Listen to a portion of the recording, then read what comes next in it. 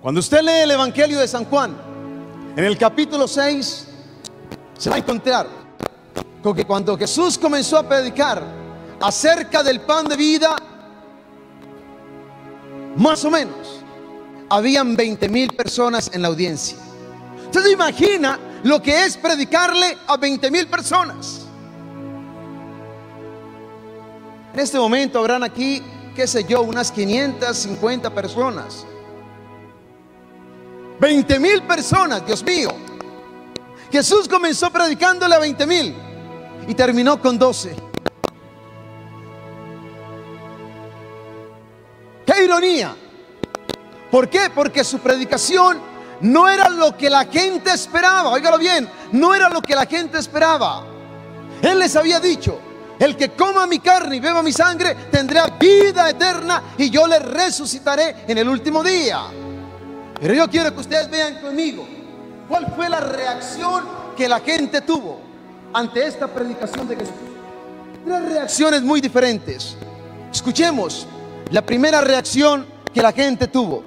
Dice el versículo 60: al oír estas enseñanzas, muchos de los que seguían a Jesús dijeron: esto que dice es muy difícil de aceptar. ¿Quién puede hacerle caso?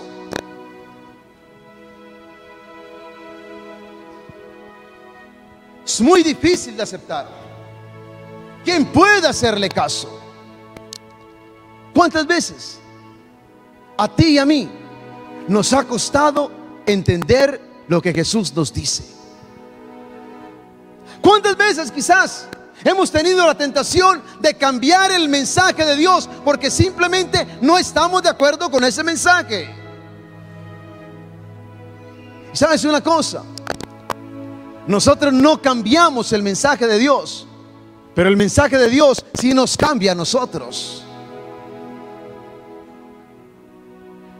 Y no está en ti ni en mí cambiar lo que Dios nos dice. Está en ti y en mí escuchar y obedecer lo que Dios nos dice. Aunque a veces sea difícil, aunque a veces no entendamos.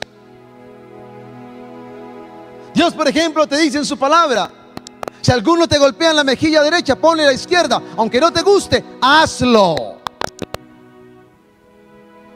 Dios te dice: cuando alguien te maldice, bendícele. Es decir, cuando alguien hable mal de ti, habla bien de la persona. Pero lo hacemos. Nos cuesta. Y a mucha de esta gente le costó seguir a Jesús porque encontraron que su mensaje, que sus palabras eran difíciles de aceptar. Y por eso muchos quedaron perturbados, entraron en conmoción. Pero no solamente eso. Escuchemos lo que pasó. Dice la palabra de Dios en el versículo 66: desde entonces muchos de sus discípulos se echaron atrás y ya no querían andar con él. Óyelo bien, la palabra de Dios no dice que muy pocos, la palabra de Dios dice muchos.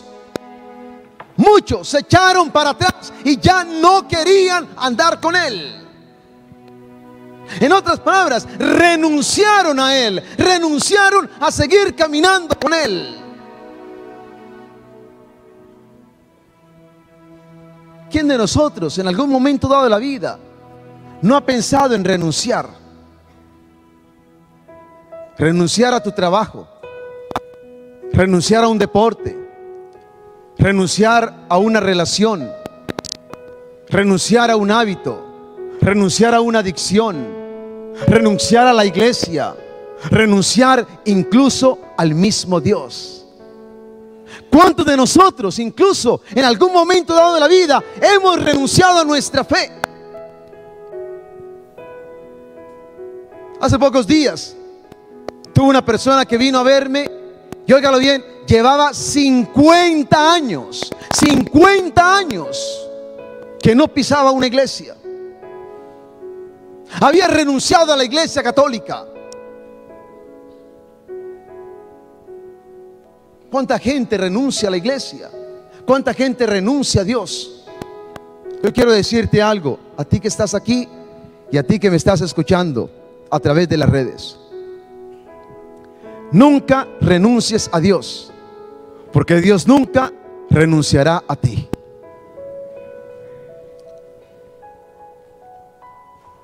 Nunca renuncies a Dios. Qué fácil es renunciar. Y cuando tengas la tentación de renunciar, piensa por qué comenzaste.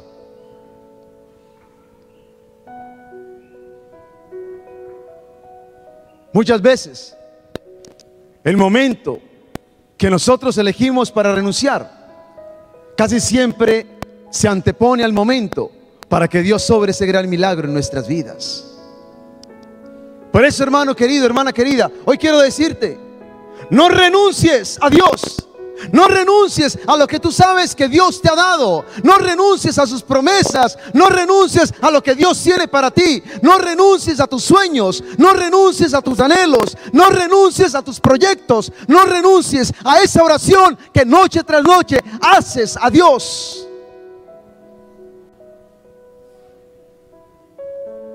Porque si tú renuncias, no vas a ver el milagro. Y no vas a ver el poder de Dios actuando en favor de ti si confías en Él.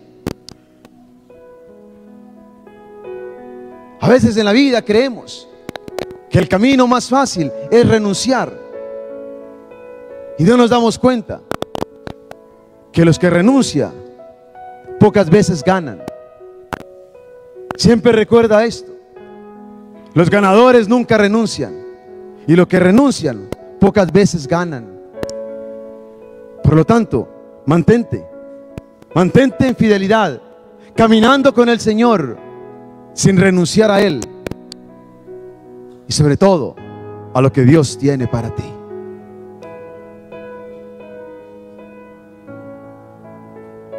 Y cuando muchos se fueron, Jesús preguntó: ¿y ustedes también quieren irse?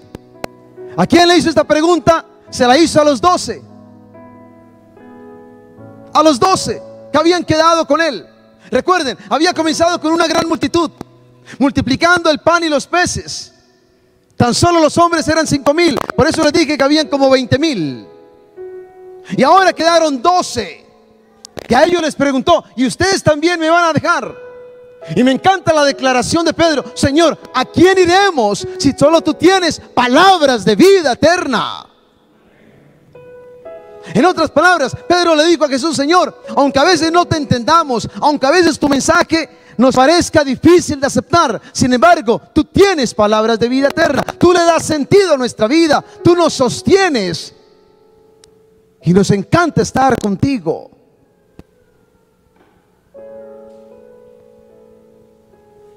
En medio de tantas voces, en medio de tantas palabras, hoy quiero decirles algo. Nunca se te olvide que la palabra más importante que tú puedes escuchar no es la palabra del hombre, sino la palabra de Dios. Miren, qué importante es escuchar la voz de un hombre cuando estamos nosotros con gran necesidad. Les voy a compartir esta semana que acaba de pasar. Para mí particularmente fue un poco difícil, y les voy a decir por qué. No solamente perdí 3 personas conocidas, cercanas, miembros de esta comunidad que murieron, sino que también enfrenté una llamada donde necesité del Espíritu Santo. Me llamó el día viernes una amiga a la 1:12 de la mañana para decirme que su esposo, Dani, de tan solo 42 años, había muerto. Hace 7 años celebramos el matrimonio de ellos, con un bebé de apenas 2 años. Abril 20 de este año, a Dani le diagnosticaron con cáncer. El día viernes murió. Y su esposa me llama para decirme: padre, estoy destrozada. No sé qué hacer. Necesito su palabra. Necesito su palabra. Necesito su palabra.